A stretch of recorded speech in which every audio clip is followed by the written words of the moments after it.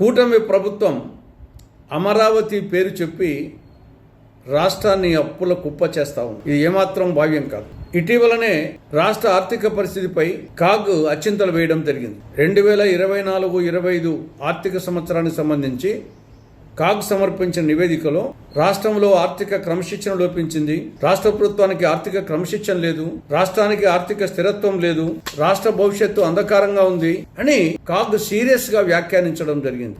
ఇప్పటికే అటు ప్రత్యక్ష అప్పులు ఇటు పరోక్ష అప్పులతో రాష్ట్రం అప్పుల కుప్పైంది. ఈ నేపథ్యంలో రాజధాని అమరావతి పేరు చెప్పి చంద్రబాబు ప్రభుత్వం అందిన కాడలా అప్పు చేస్తా ఉంది. ప్రపంచ బ్యాంకు, ఆసియా అభివృద్ధి బ్యాంకు నుంచి 29,000 కోట్ల రూపాయలు, హడ్కో నుండి 11,000 కోట్ల రూపాయలు, జర్మనీకి చెందిన KFI బ్యాంకు నుండి 5,000 కోట్ల రూపాయలు, నాబార్డు నుండి 10,000 కోట్ల రూపాయలు, NABFID బ్యాంకు నుండి 7,000 కోట్ల రూపాయలు, APPFC నుండి 1,500 కోట్ల రూపాయలు, మొత్తం 63,500 కోట్ల రూపాయలు కేవలం అమరావతి కోసం రాష్ట్ర ప్రభుత్వం, చంద్రబాబు ప్రభుత్వం అప్పులు చేస్తూ ఉంది. ఈ అప్పును రాష్ట్ర ప్రజలంతా కట్టాలి.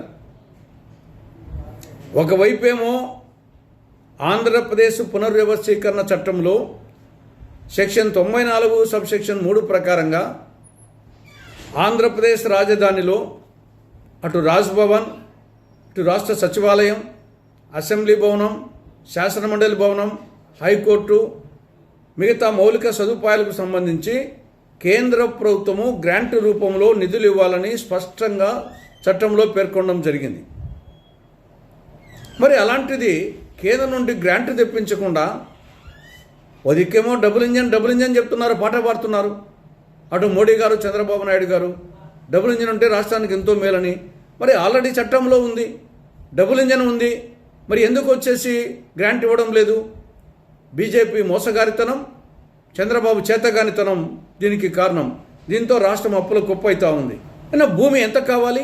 తెలంగాణలో బ్రహ్మాండమైనటువంటి రాష్ట్ర సచివాలయం కేవలం 28 ఎకరాల్లో నిర్మించబడింది.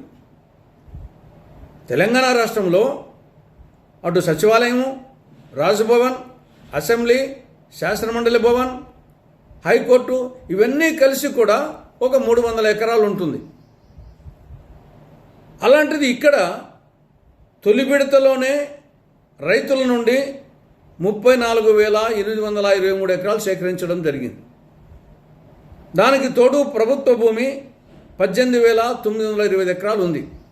అంటే మొదటి దశలోనే 53,748 ఎకరాలు చేతిలో ఉంటే మళ్ళీ విడతకు 44,677 ఎకరాలు కావాలంట.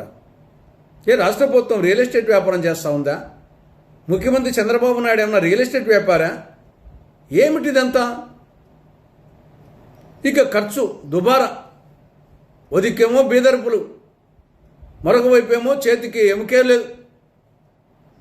తెలంగాణలో శాశ్వత సచివాలయ భవనానికి 616 కోట్లయింది. ఢిల్లీలో పార్లమెంటు భవనానికి 900 కోట్లు ఖర్చు అయింది.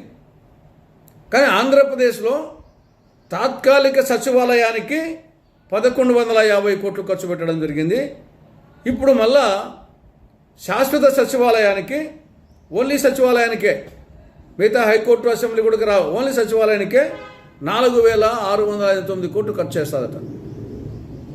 తెలంగాణ సచివాలయానికి 616 కోట్లు, ఢిల్లీ పార్లమెంటు భవనానికి 900 కోట్లు, ఆంధ్రప్రదేశ్ తాత్కాలిక సచివాలయానికి 1,150 కోట్లు, పర్మనెంట్ సచివాలయానికి 4,689 కోట్లు అంట. ఏమనాలి దీన్ని? తెలంగాణలో ఒక బ్రహ్మాండమైన సచివాలయాన్ని కేవలం 2 ఏళ్ళలో నిర్మించారు.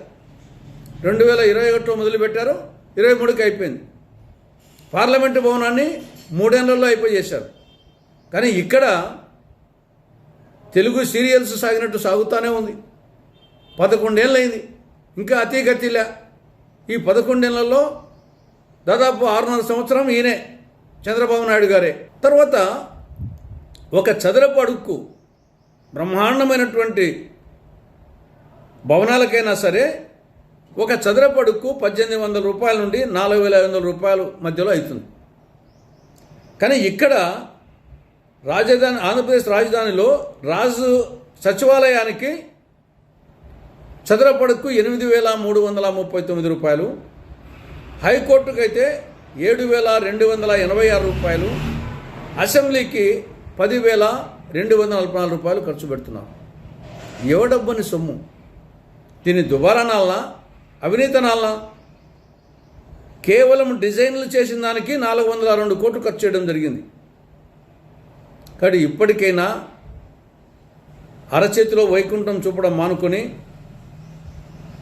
కేంద్ర ప్రభుత్వం నుండి గ్రాంట్ తెప్పించి రాష్ట్రాన్ని అప్పుల కుప్ప చేయకుండా అమరావతి పేరు చెప్పి కేంద్ర ప్రభుత్వం నుండి గ్రాంట్ తెప్పించి వీలైనంత త్వరలో రాజధాని అమరావతి నిర్మించాలని కాంగ్రెస్ పార్టీ కూటమి ప్రభుత్వానికి సూచిస్తూ ఉంది.